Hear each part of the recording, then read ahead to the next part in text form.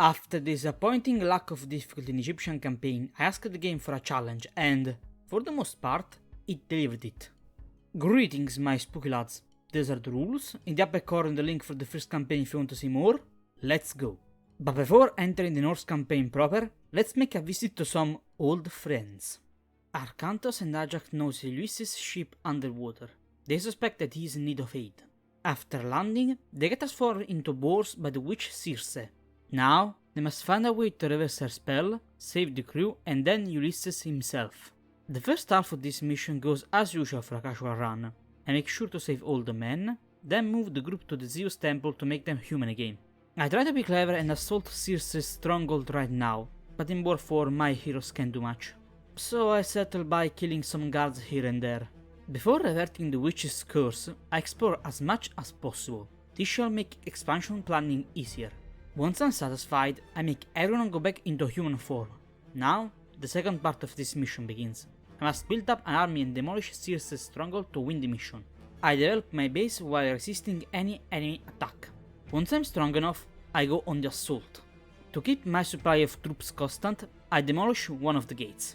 I destroy the city center to avoid as much damage as possible, then aim at the fortress. And it falls fast, ending the mission. From south, we have reached the north. Here, the heroes must chase Gargarensis following his path of destruction. Side note, please someone give Amara a sweater, she's cold. I hope it is warmer in Midgard. However, the Cyclops still has some tricks up his sleeve, as he causes an avalanche that scatters my forces. Fun fact, the avalanche is actually a unit. It's possible to position it and move it around in the level editor. In any case, I must reunite everyone. Then fortify a town center to create an army and destroy 3 enemy temples to escape and win. These temples are held by 3 different enemy factions. Dwarf Eaters, consisted of mountain giants. Lost Souls, consisted of Einherjars, the souls of Viking warriors that died a worthy death in battle. And Gangares's forces. The position is precarious and makes me vulnerable to attacks on all fronts. This game bravely answers one question that no one ever dared to ask. What's a Viking favorite search engine? Yo! Between a starved economy and a reduced force, even holding a gold mine slightly far away becomes a challenge. I send an explorer out. I have vague memories of the locations of the temples. If I find a wall, that means I'm on the right track. And it went berserk and tried to single-handedly defeat a tower. It went as well as you can expect. Back on track. In this campaign, the enemy AI uses almost only the Norse roster, which has a huge emphasis on mythic units and infantry. As such, I focus my army composition on Hersey and throwing Axemen. The first are generic Norse heroes, as such they counter the mythic creatures, while the seconds deal bonus damage to infantry. Also, a unique feature of Thor worshippers is the Dwarven Foundry. It allows me to research all the upgrades for the units without having to reach the corresponding eras. It also has 3 extra upgrades that do not cost any mythic favor. I try to rush for the first temple with a small force, while ignoring any attack to my base. But it was a mistake. My forces get overwhelmed and I lose everything. I have to take this slowly, even if it's boring as heck. By the way, I allowed myself to use the dwarves during the challenge because 1. They only cost gold, and 2. Short people do exist. My goldman is close to exhaustion. I build a market to use the tried and true strategy of spamming caravans for my Egyptian experience.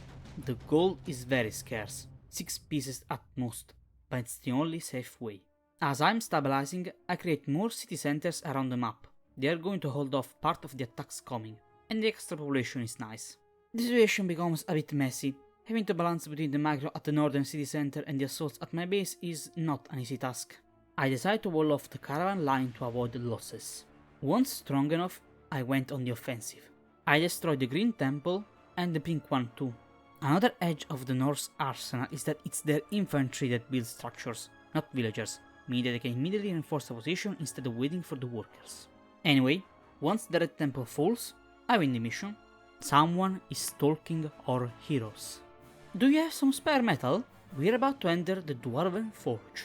The individuals who were stalking us were 2 dwarves. They asked for the heroes' help.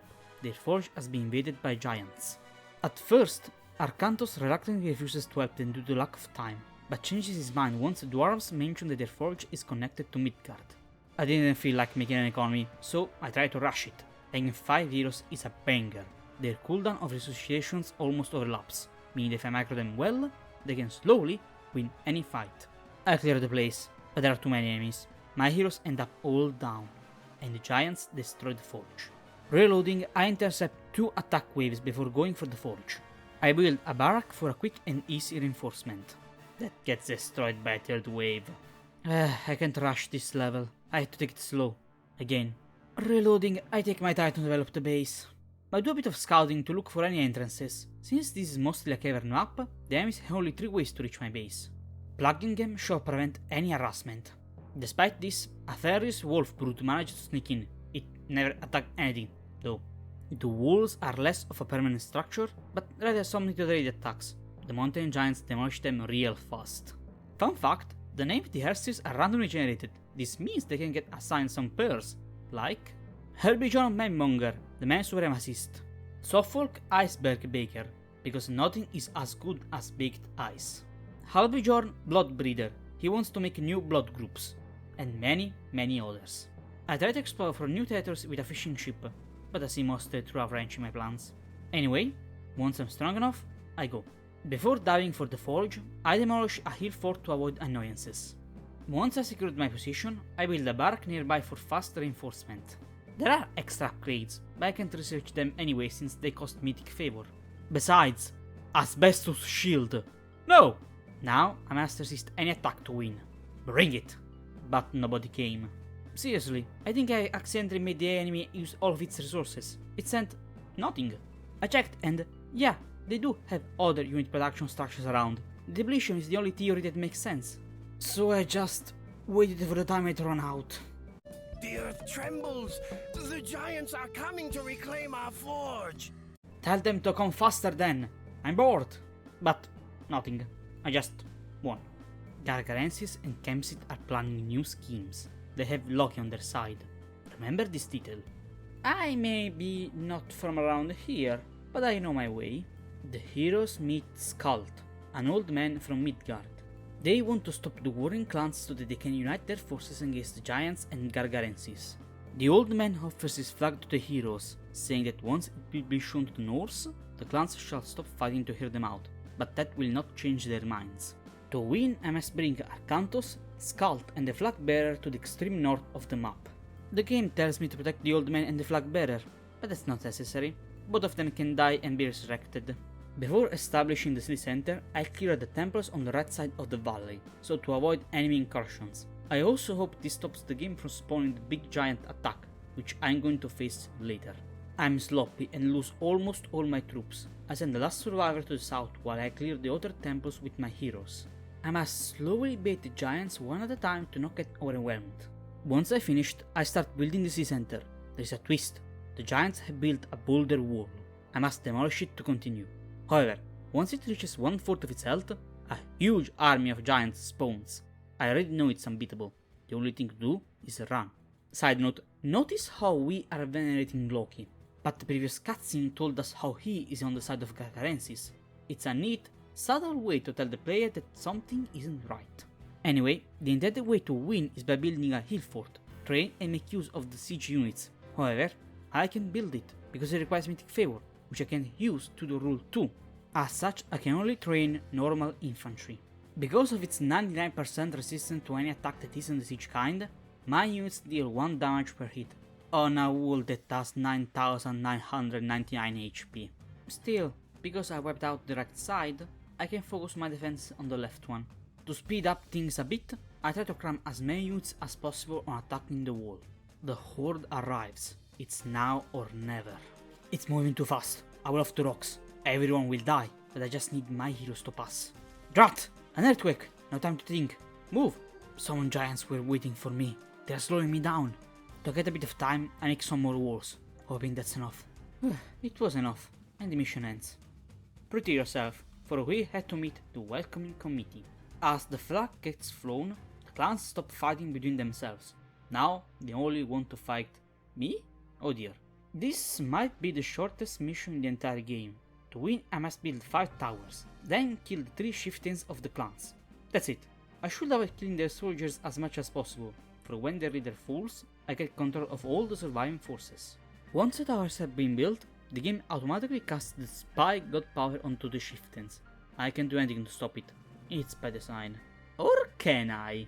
While rewatching the footage, I got an idea.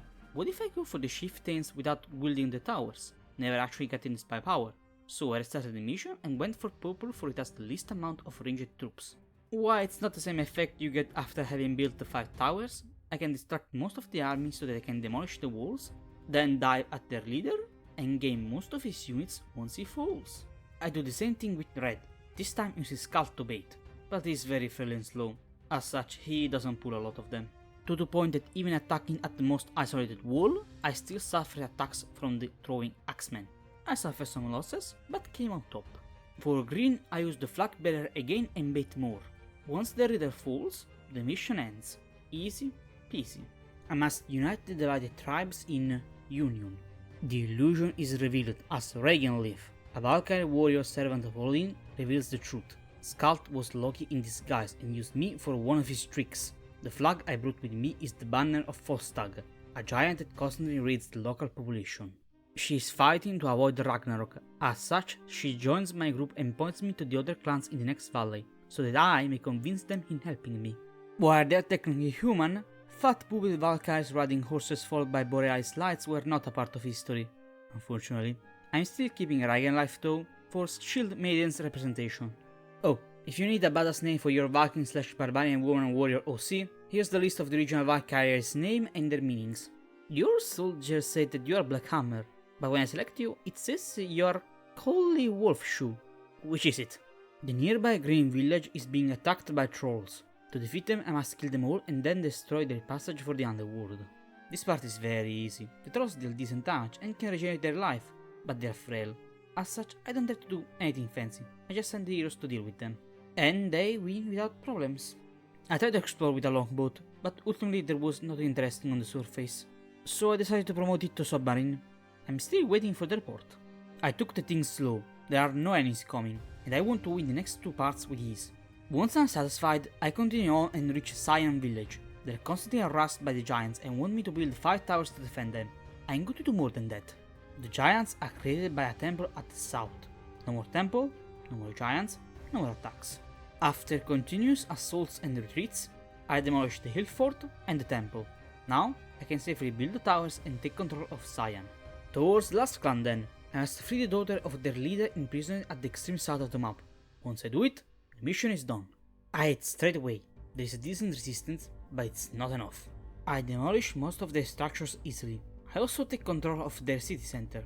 The game decides to annoy me a bit and spawns Heinerjars at my first city, but I was producing heroes, so it's not so bad. Once I free the chieftain's daughter, I read their lore for curiosity. The only daughter of Chieftain Forkbeard. She has a great personality. Well, that was disappointing. Anyway, I won. I hope you're well, since we are in the Well of Urth. Gargarensis has entrenched himself around the passage to the underworld. I must break his defenses and reach the well. Oh, if you don't know who Gargarensis is because you just tuned in the series out of order, here is his lore. And go watch the other episodes. I want to rush it. The game itself tells me to attack as soon as possible, lest my enemy manages to fortify himself even more. I attack on the right side. I fail, and I got really close. In the second attempt, I convert the villagers into wolf sarks and go for the left side to check if it's left defended. A fourth proves me wrong, but I still advance. I'm close. I can win. I demolish the gates, then the game spawns 4 fire giants. I can't win. All my forces die. For my third attempt, I assault another entry. There are many troops waiting for me, but no fortifications. I make the city center constantly produce wolf sarks. I also make a bark for throwing axemen. I have a decent amount of starting resources. I'm too slow. Gargarensis up against the walls, making them too sturdy to be destroyed by simple troops. I get overwhelmed and have to reload. I attack sooner without waiting for potential reinforcements. I'm still not fast enough, but I believe I found a strategy. For the next attempt, I first convert the villagers into wolf sarks, then go for the assault. I also make the barrack outside the enemy base to have the axemen reinforcements coming from a safer spot. I'm sure it's possible to win by rushing. I get rid of the guards and the tower. Once I get falls, I ignore everything and attack the fire giants, hoping that's enough to win. And it is! I win while being completely surrounded. Familiar faces are watching us in the distance. I hope you had your fix of fresh air, for we are about to go beneath the surface. The Agarensis has already reached the gate for Tartarus. The heroes must reach the ram before it manages to open it. Before advancing, I send the guy on the horse back to the surface. I am sure he'll be safe there. This is another mission I believe I can rush. I send the heroes to deal with the starting forces, while I command a few villagers and dwarves on the map to gather food and gold. So to make some Hersir, the only objective necessary to win is kill the 5 giants guarding the ram. I try to make sure only Arcantos gets attacked, so that the Regen Leaf can heal him and tank the damage while the others kill the distracted forces. Near the ram, I have to take things slowly. The danger here are the throwing axemen, with their bonus damage to infantry. I try to clear more, but there are too many forces. I have to attack the fire giants using the small gap I managed to make. Luckily, most of the remaining enemy force doesn't notice me, so I go on the assault. Once the last guard dies, I win. Enemy reinforcements arrive, the heroes must retreat. The guy on the horse decides to sacrifice himself to make a boulder fall, creating a block that stops the enemy incursion, saving the life of the others. I mean, tragic, sure, but technically it just requires one unit to get near his body to make him rise up again. Or, since the afterlife exists, they could go and visit him once it's all over. But enough about ludonarrative dissonance. Instead, let's take a look at some unlikely heroes. As the group is thinking on what to do, they meet up with the dwarves from some mission before. They reveal the truth. They have been tasked in cutting a piece of the taproot to make a shaft to rebuild Thor's hammer, destroyed to the machinations of Loki. If successful, the god of thunder shall seal the gates to Tartarus and avoid Ragnarok. The other dwarf is coming with the second part of the hammer on the east side of the map. This is not a mission that ends quickly. I could just chill and wait for the dwarves to do their job, but they decide to move out and clear the way as much as possible for the head of the hammer, on both sides when the rest of the forces arrive. To win, I must make sure that the cutting process ends without problems, then reunite the two parts together. The enemy has breached the block, but I'm confident that the dwarves can finish before they arrive. The cutting is taking longer than expected. I sacrificed my ox cart to slow them down. It didn't work. I sacrificed my heroes to stop them. It's barely enough to hold them until the cutting is done. I unite the two pieces in a very close call. The hammer gets remade in the nick of time. As the gates get sealed, the earth decides to burst one of its pimples, and it explodes in a fiery manner. Have you present the All is Lost moment in media? This is kinda diverse, and for the villains in All is Not Lost, as they have one last plan. The heroes are alive, but not out of danger. A huge enemy army is coming. They must retreat to a nearby abandoned town to entrench themselves while waiting for help. Before building the city center, I explore a bit and gather some resources. As long as I don't build it, the timer never starts, and because I have some villages at my disposal, I could, theoretically, research most of the upgrades in peace. But I am going to limit myself to the necessary since that will take too much time. Once I'm ready, I build the town center to move forward with the mission. Now I have 10 minutes before the assaults begin. Because this is merely a defense mission, I concentrate my effort in creating lots of towers. Through experimenting, I managed to see how much better were the dwarves at gathering gold than the villagers. I suspect they have a 25% speed bonus, while having a 25% malus for any other resource. If you are wondering, I can't rush this mission unfortunately. I have to wait until Gargarensis spawns to defeat him. Notice in this cutscene how only Skull talks and Gargarensis remains silent. It's going to be relevant soon. When the cutscene ends, the second part of this mission begins. I have to resist until the reinforcements arrive. Nothing much to say for the most part. I defended the walls, repaired them in moments of calm, and built more towers on the high ground. On topic, how did the golden boar get there? A particular strong force arrives. I underestimated it. It breaches through my walls and starts making a mess. But it's salvageable. Salvageable. Salvageable. It's still salvageable. The walls get glitched. I do manage to win, but boy was that a mess.